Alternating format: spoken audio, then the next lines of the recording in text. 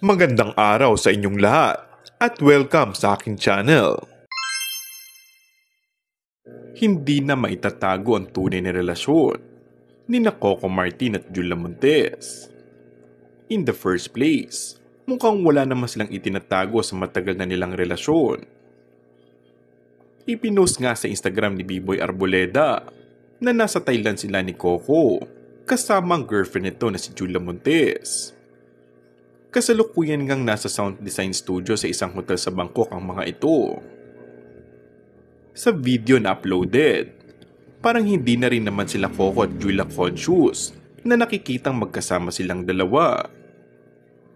Kaya naman talagang mapapa-oh my gosh ang mga fans sa nasabing super short video. Sinasabing may baby na sila, though wala ngang pag-amin sa mga ito. Pero lately, parang comfortable na silang walang masama dahil pareho naman silang walang tinatapakang ibang tao. Samantala, marami pa rin ang nagtataka kung bakit hanggang ngayon ay hindi pa rin nagsasalita ang batang Quiapo lead star sa kanyang long-time girlfriend ng tunay lang estado.